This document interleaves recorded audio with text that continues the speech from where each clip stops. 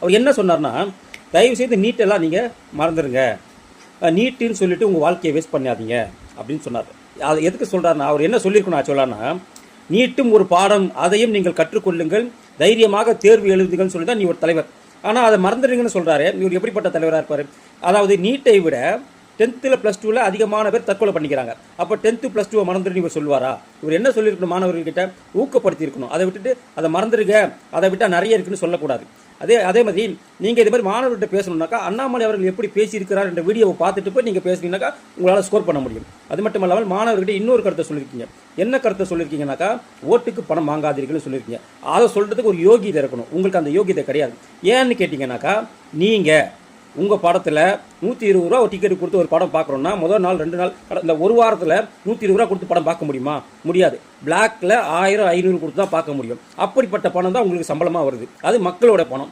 அது மட்டும் இல்லாமல் நீங்கள் உங்கள் படத்தோடைய ப்ரொமோஷன் விழா இருக்கு இல்லையா, அந்த ப்ரொமோஷன் விழாவில் ரசிகர்களுக்கு ஃப்ரீயாக கொடுக்குறீங்களா? இல்லை. அங்கேயும் 1000 2000 டிக்கெட்டு விற்று தான் அந்த ப்ரொமோஷன் விழா, அதாவது உங்கள் படத்தோட ப்ரொமோஷனுக்கும் மக்கள் தான் வந்து பணம் கொடுத்து டிக்கெட் வாங்கிட்டு வந்து அந்த ஷோவை பார்க்கணும். இப்படி மக்களை சுரண்டி அதில் 200 கோடி சம்பளம் வாங்குற நீங்கள் இந்த ஓட்டுக்கு பணம் வாங்குறதை பற்றி பேசலாமா? ஓட்டுக்கு பணம் வாங்கக்கூடாதுங்கிறது எல்லோருடைய குறிக்கோள் தான். ஓட்டுக்கு பணமே கொடுக்காம 4 லட்சம் ஓட்டு எடுத்தார் பார்த்தீங்களா, அண்ணாமலை இதை பற்றி பேசலாம். நீங்கள் இதை பற்றி பேசலாமா? அது இல்லாமல் மூன்றாவதாக பெரியாரை மேற்கோள் காட்டி யூஜிசி எக்ஸாமில், அதாவது ஒன்றிய அரசு நடத்தக்கூடிய, என்ன சொல்லி ஒன்றிய அரசு நடத்தக்கூடிய யூஜிசி எக்ஸாமில் பெரியாருடைய ஜாதியை பற்றி பேசியிருக்கிறாங்கன்னு சொன்னீங்க. நான் என்ன கேட்குறேன்னா, தமிழ்நாட்டில் பெரியாருக்கு, அதாவது பெரியார் இருக்கக்கூடிய காலகட்டத்திலிருந்து இன்னி வரைக்குமே பெரியார் ஜாதியை ஒழித்தார் நீங்கள் சொல்கிறீங்க. ஆனால் பெரியார் எந்த ஜாதியை ஒழித்தார்? இன்றைக்கி 442 ஜாதிகள் இருக்குது. எங்கே இருக்குது? 442 ஜாதிகள். தமிழ்நாட்டில் மட்டும் 442 ஜாதிகள் இருக்குது. பெரியார் ஜாதியை ஒழித்தார் என்றால் எப்படி 442 ஜாதி வந்தது? அப்போ ஜாதியை பற்றி கொஸ்டின் கேட்டாங்கிறத மட்டும் குறையா சொல்கிறேன். நீங்கள் என்ன பண்ணணும்? கிட்டத்தட்ட 42 தொகுதி எஸ்சி தொகுதி, எஸ்டி தொகுதி 2 தொகுதி இருக்குது. அதாவது 234 தொகுதியில் 42 தொகுதி எஸ்சி தொகுதி, 2 தொகுதி எஸ்டி தொகுதி இருக்குது. இந்த தொகுதிகளை நீங்கள் ஆளை நிறுத்தாதீங்க. நீங்கள் தான் ஜாதிய பாகுபாடு பார்க்க மாட்டீங்களா? ஜாதியை பற்றி பேசினாலே உங்களுக்கு கோவம் வருதுல. நீங்கள் என்ன பண்ணணும்? இந்த இடத்துல ஆளை நிறுத்தாதீங்க. அப்படிப்பட்டவர்களை பொது தொகுதியில் நிறுத்துங்க. எஸ்சியாக இருந்தாலும் அவங்க பொது தொகுதியில் நிறுத்தி நீங்கள் ஜெயிக்க வைக்க பாருங்கள்.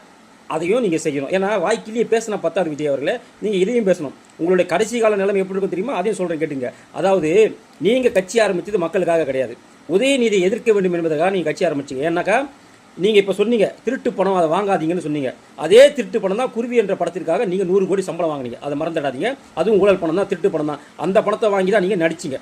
அதுவும் இல்லாமல் உங்களுடைய படம் ஓடலை, உங்களுடைய படத்தை வந்து உதயநிதி ஓட விட மாட்டேங்கிறார், தியேட்டர் கொடுக்க மாட்டேங்கிறார் என்ற ஒரே காரணத்திற்காக கட்சி ஆரம்பிக்கப்பட்டது தான் உங்களுடைய தாவேகா கட்சி. தவிர மக்களுக்காக ஆரம்பிக்கப்பட்ட கட்சி வந்து உங்கள் தாவேகா கட்சி கிடையாது.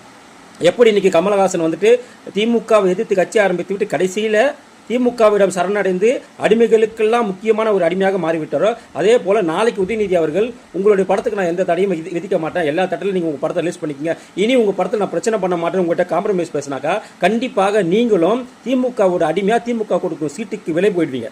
ஏன்னா எம்ஜிஆரை தவிர்த்து, எம்ஜிஆருக்கு பிறகு கேப்டன் விஜயகாந்தை தவிர்த்து திமுகவை எதிர்த்தவர் எந்த நடிகருமே இல்லை. அதாவது பகிரங்கமாக திமுகவை எதிர்த்த நடிகர் எவருமே இங்கு கிடையாது, எம்ஜிஆர் கேப்டனை தவிர. எனவே நீங்கள் எம்ஜிஆர் கேப்டனுக்கு கால் தூசி கூட ஈடாகாத ஒரு நடிகர். நீங்கள் உங்களுடைய நிலைமை கமலஹாசன் நிலைமையாகத்தான் மாறுமே தவிர நீங்கள் மக்களால் நீங்கள் தேர்ந்தெடுக்கப்பட்ட ஒரு தலைவராக என்றுமே ஆக முடியாது. ஏனென்றால் உங்களுக்குள்ளேயே பல ஓட்டைகள் இருக்கும்போது நீங்கள் மற்றவர்களை பற்றி பேசுவதை நிறுத்திக் கொள்ள வேண்டும்.